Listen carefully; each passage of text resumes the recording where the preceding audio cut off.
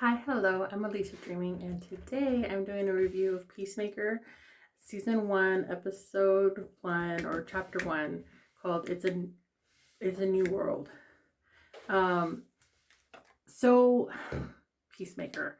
I had planned to do a review recap for the longest time, and I just kind of gave up because I thought they weren't ever going to make the second season. Because like it came out in 2022, 2023, something like that.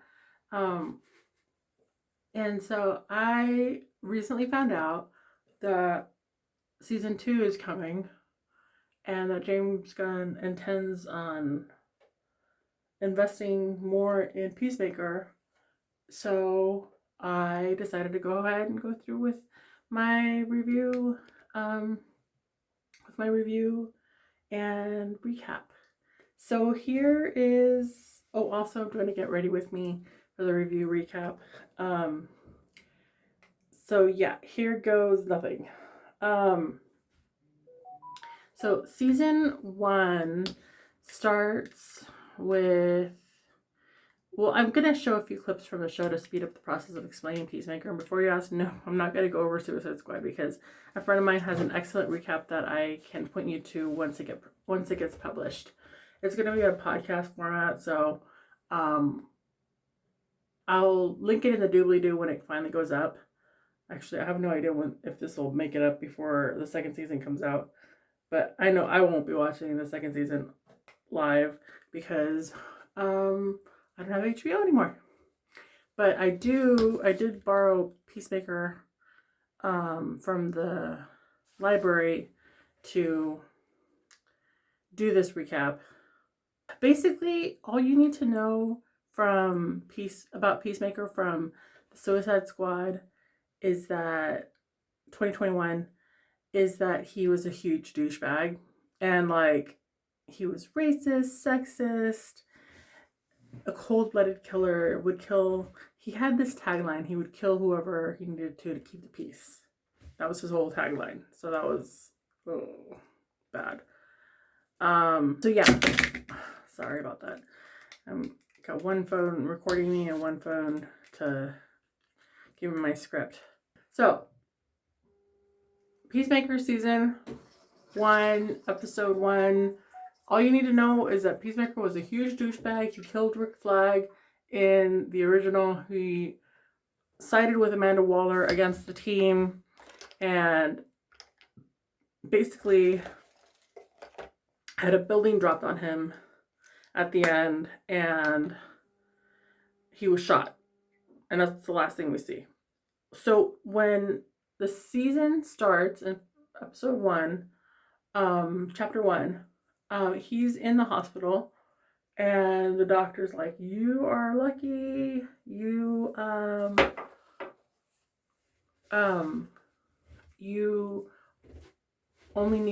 you got a building dropped on you, and all you needed was a clavicle, and you got shot, and you're basically fine now. You can leave.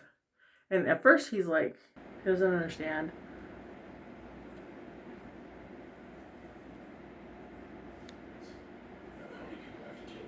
Oh, Peacemaker!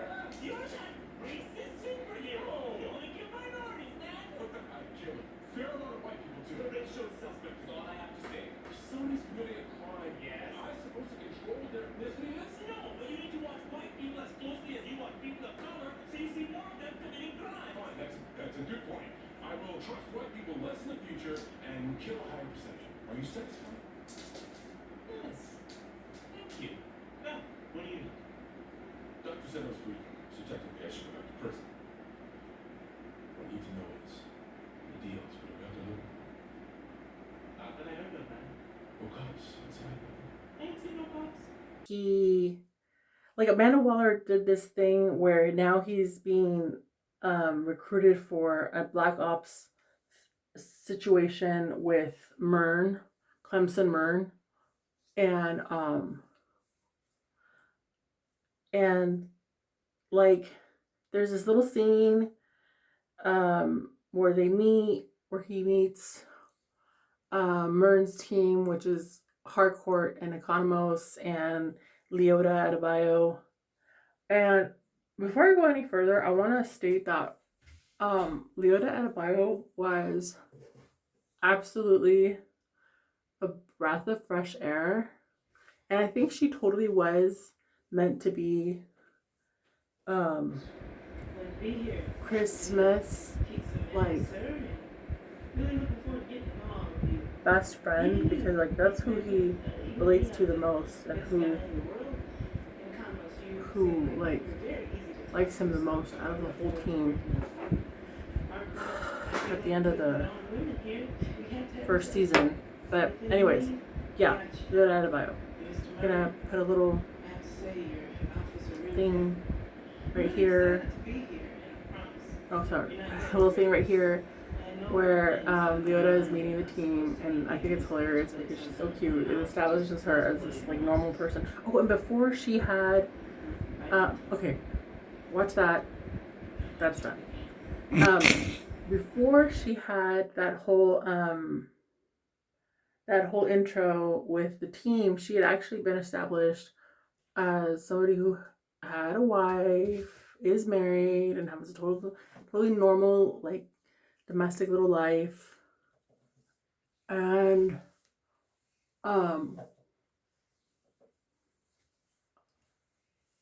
it's really cute because she's the only one is out of the whole team that gets the benefit of the doubt and like a whole little backstory independent of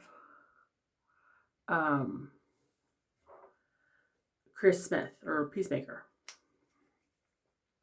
And it's important, and it'll come up later on in the rest of the season. But right now, I'm just going to keep going with the recap.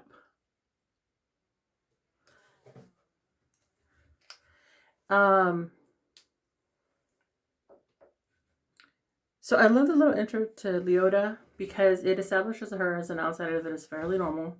She doesn't have the same sort of history that Harcourt and Economos have with Amanda Waller, and we'll see why in a little bit. Back at HQ, Harcourt and Economos are trying to feel out Leota, and basically we get the sense that she doesn't have a history of working for Waller, but she does know Waller. You know? So like, interesting. She knows her, doesn't have that history. So she's somebody that Waller hasn't screwed over yet.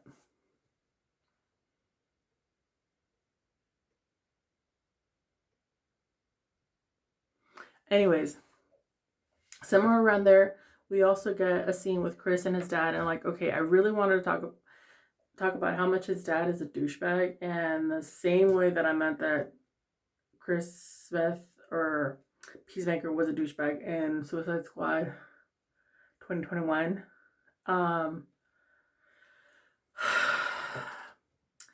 So Chris's dad, Mr. Smith, throws out a bunch of racist slurs and keeps referring to Chris as a Nancy boy, so it's pretty evident that Mr. Smith is racist and homophobic.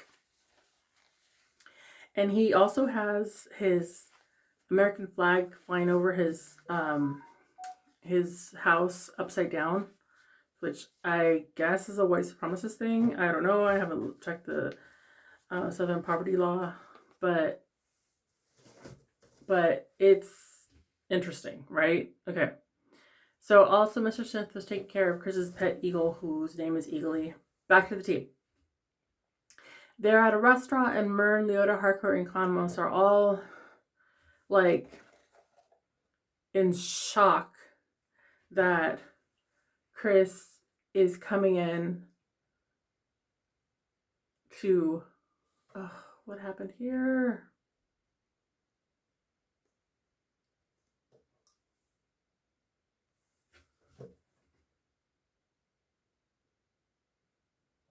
Oh my god, what happened? It fell apart, people. Look at did this. Hilarious. Anyways, cut to Chris Smith and then Leota Adebayo having their first one-on-one, and it's cute and everything. She loves pets, he loves pets, they both love animals, they bond over that a little bit.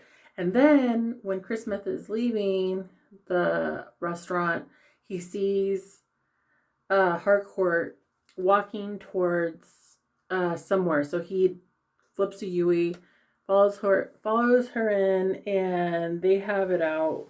He wants to fuck her. He wants to fuck Harcourt. Harcourt's like, can't I just be in peace for a little bit? And she beats up this guy who was also hitting on her. And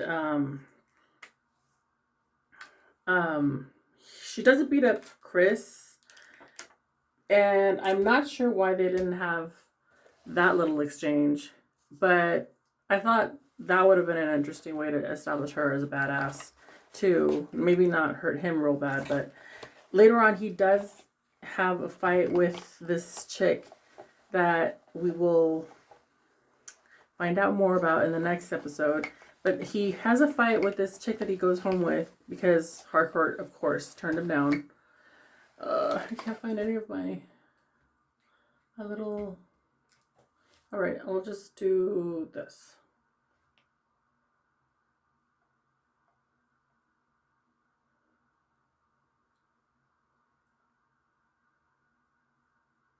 Uh-huh.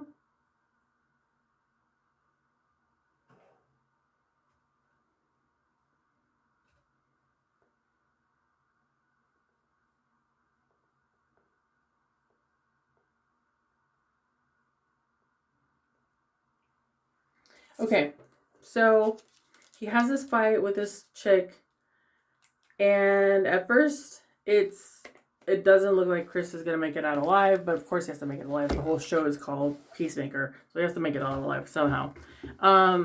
He was dancing around naked, and then she comes and tries to kill him with a knife, and then she follows after him. She's super strong. She's like throwing him around like a rag doll. And yeah, he blows her up with a sonic boom from his helmet that he got from his dad, Mr. Smith. And then that's how the episode ends, with police coming after that sonic boom. And now I'm gonna do my recap. I really, really, really, really love this thing that Tumblr did. And it wasn't just Tumblr, probably it came out in other places too, but people were like, true MLM woo solidarity is Peacemaker and Leota Adebayo. And I thought that was adorable because a lot of people worshiping Chris or Peacemaker and Vigilante, and I won't say why, but not after this first episode. But I just want to say that there's a lot of subtext in this first episode that I had forgotten about basically how